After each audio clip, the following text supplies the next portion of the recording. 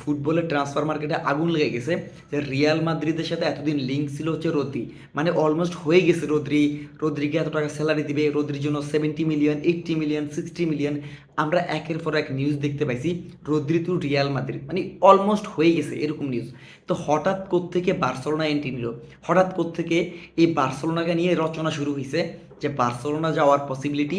আমরা মূলত এই নিউজগুলো দেখতেছি এখন। বার্সেলোনা টু রদ্রি হওয়ার সম্ভাবনা আছে এবং রদ্রি নিজে থেকে ওপেন করছে ডোর বার্সেলোনার জন্য যে হ্যাঁ বার্সেলোনা তোমরা কথা বলতে পারো ম্যানচেস্টার সিটির সাথে এবং সেখানে তোমরা নেগোসিয়েশন করে আমাকে নিতে পারো। এখানে সিগনিফিকেন্ট একটা রোল প্লে করতে পারে হচ্ছে রদ্রির যে স্যালারি, সেটা মানে এখন ধরা হইতেছে যে 30 মিলিয়নের মতো তার স্যালারি ধরা হইতে পারে, যেটা কিনা কিলিয়ান এমবাপে বা ভিনিসিয়াস জুনিয়র চাইতেও বেশি।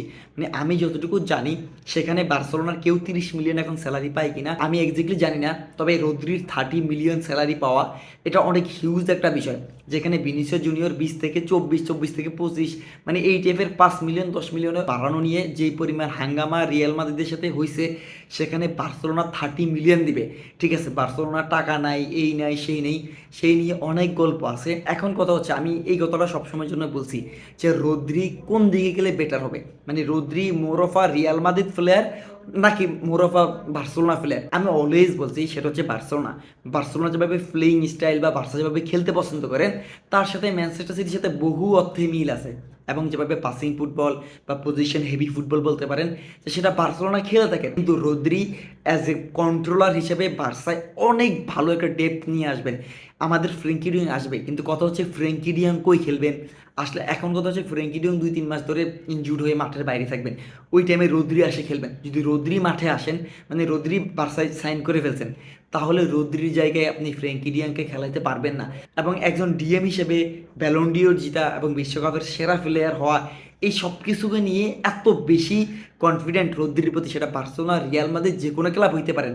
এবং বার্সেলোনার সামনে সুযোগ যে অনেক দিন পরে যে রিয়াল মাদ্রিদকে বিট করা ট্রান্সফার মার্কেটে লাস্ট 3-4-5 বছর বলতে পারেন যে বার্সেলোনা রিয়াল মাদ্রিদ কোনো এক প্লেয়ারের দিকে তাকাইছে এবং সেটা রিয়াল মাদ্রিদই নিছে, নাকি সেটা আপনি বার্সা নিতে পারছে। তো ওই দিক থেকে যদি আপনি চিন্তা করেন, যদি রদ্রিকে আনতে পারে বার্সেলোনার জন্য অনেক বড় একটা জিত হবে ট্রান্সফার মার্কেটের হিসেব করলে। কারণ লাস্ট কিছু বছর বার্সেলোনা রিয়াল মাদ্রিদ থেকে কোনো প্রকার প্লেয়ার নিতেই পারে নাই, না ব্যাটেলে জিততে পারছে, না টাকা পয়সা জিততে পারছে, কোনো অ্যাঙ্গেলে জিততে পারে নাই। তো এটা যদি হয়, একটা স্টেটমেন্ট হবে বার্সেলোনার রিয়াল মাদ্রিদের প্রতি যে না, আমরাও তোমাদের মুখের খাবার ছিনে আনতে পারি, বহু কিছু হইতে পারে। এবং রদ্রি পজিটিভ হয় কিনা, রদ্রি কোন ক্লাবকে চুজ করেন সেটা হচ্ছে মেইন বিষয়। যদি রদ্রি রিয়াল মাদ্রিদকে চুজ করেন তো রিয়াল মাদ্রিদ, তবে এরকমও নিয়ে আসছে যে যেখানে বলা হইতেছে যে বার্সেলোনার প্লেয়াররা রদ্রিকে কল অফ করতেছে, হ্যান্সি ফ্লিক নিজে কল করছেন। তাহলে এত কিছু যদি রেডি থাকে, স্টেজ রেডি, তাহলে তোমার আয়শা না আসার জন্য শুধুমাত্র সময়ের অপেক্ষা। তো আমার কাছে মনে হইতেছে যে বার্সা টু রদ্রি হওয়ার পসিবিলিটি আমার কাছে এখনো 50-50 মনে হইতেছে। আপনাদের কি মনে হয় সেটা অফকোর্স কমেন্ট করে জানাই।